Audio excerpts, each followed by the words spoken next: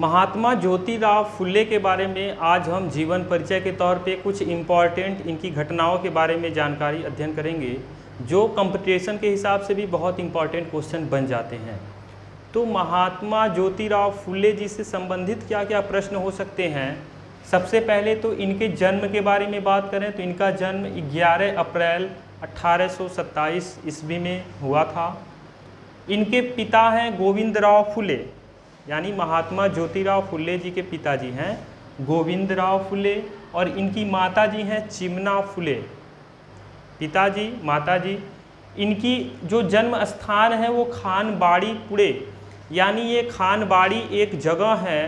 पहले ये ब्रिटिश सरकार के अधीन में आता था, यानी भारतीय ब्रिटिश के अंडर में आता था। यानी जब ब्रिटिश सरकार थी तो ब्रिटिश के अंडर में आता था ये खानबाड़ी।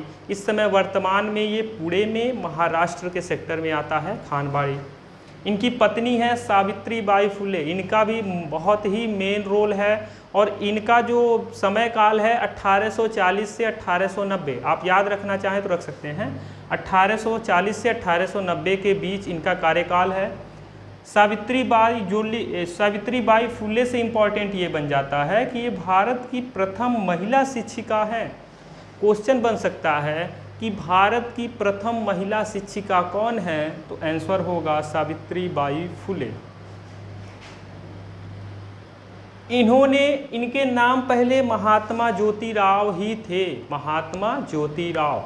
फिर इसमें फुले वर्ड जो जोड़ा गया है, जो महात्मा ज्योतिराव जी हैं ये फूले से संबंधित कैसे हुए। महात्मा ज्योतिराव ये माली एक जाति है, इससे रिलेटेड हैं। महात्मा ज्योतिराव माली जाति से रिलेटेड, और माली क्या करते हैं, फूलों का गजरा बनाते हैं, यानी फूलों के गजरे बनाते हैं, यानी फूलों से ही रिलेटेड वर्क होता है माली जाति लोगों का। तो जब फूल से गजरे बनाते थे, फूल से रिलेटेड वर्क, तो इन्हें फूले शब्द की उपाधि दे दी गई। तो कुछ लोगों ने इन्हें फूले जोड़ दिया, यानी माली जाति से ही इनके फूले वर्ड की व्याख्या मिलती है। तो सीधे सीधे क्वेश्चन हो सकता है कि महात्मा ज्योतिराव फुले में फूले की उपाधि कहाँ से मिली है, तो माली जाति से ही मिली है। ये क्वेश्चन हो गया।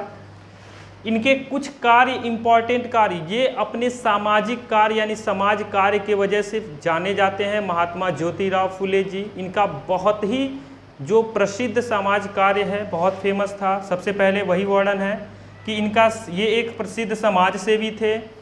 ऊंच नीच छुआछूत किसी में भी इनका समानता नहीं, यानी ये इसके सबके विरोधी थे। जो ऊंच नीच और छुआछूत के बारे में बात करता था, उसके ये सख्त विरोधी थे। दलित और स्त्री शिक्षा की ये प्रबल और प्रथम हितैषी थे। यानी दलित और स्त्री शिक्षा की जब बात होती थी तो ये हमेशा आगे रहते थे, और कार्य भी इन्होंने स्त्री शिक्षा के लिए बहुत सारा कार्य किया है। बाल विवाह के ये बहुत विरोधी थे। बाल विवाह होता था कहीं पे तो ये सख्त विरोधी थे, लेकिन पुनर्विवाह पे ये सख्त, यानी इसके साथ में थे। तो बाल विरोधी के ये विरोधी हो गए बाल विवाह के। पुनर्विवाह पे ये विश्वास रखते थे, यानी इनका ये मानना था कि कोई स्त्री विधवा के तौर पे असहाय नहीं हो सकती है, बल्कि उसे अपने समय रहते दूसरी शादी करके अपने आगे के जीवन को अच्छे से व्यतीत करना चाहिए। तो इनका ये मानना है कि पुनर्विवाह करने से स्त्री की दशा और दिशा दोनों सुधर जाएगी और वो अच्छे से जीवन यापन भी कर पाएगी। गरीबों व निर्बल वर्ग के न्याय के लिए इन्होंने सत्य शोधक समाज की स्थापना की 1873 में।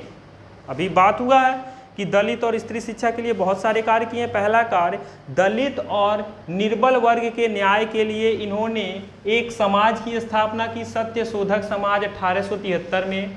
फिर 1848 में ही स्त्री उत्थान के लिए, यानी स्त्रियों की शिक्षा को और बेहतर बनाने के लिए देश में पहला स्कूल अगर किसी के द्वारा खोला गया तो महात्मा ज्योतिराव फुले के द्वारा खोला गया 1848 में। फिर इसके बाद लगातार 3 और स्कूल खोले गए।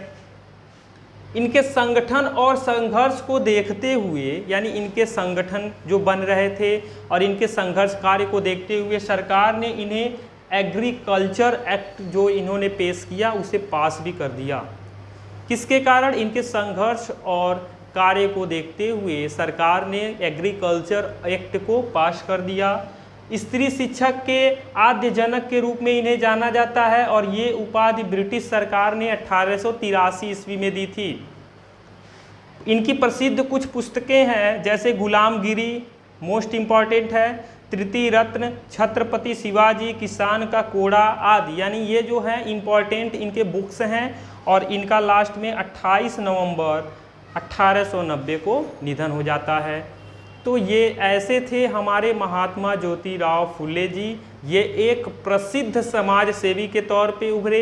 इन्होंने 2 सेक्टरों पे ज़्यादा कार्य किया, एक दलित वर्ग पे और एक स्त्री शिक्षा को लेके बहुत ही इम्पॉर्टेंट कार्य इनके द्वारा किया गया है। पहली बार स्त्री शिक्षा के उत्थान के लिए पहला स्कूल खोलने का देश में यानी भारत देश में पहला स्कूल खोलने का जो कार्य किया है वो महात्मा ज्योतिराव फुले जी के द्वारा ही किया गया है। ये हमारे महात्मा ज्योतिराव फुले जी हैं। इन्हीं के बारे में हम जीवन परिचय के कुछ इम्पॉर्टेंट घटक यानी महत्वपूर्ण घटनाओं के बारे में हम देखे हैं। आई होप आपको वीडियो अच्छा लगा हो तो ज़्यादा से ज़्यादा शेयर कीजिएगा। Thank you so much for watching my YouTube channel.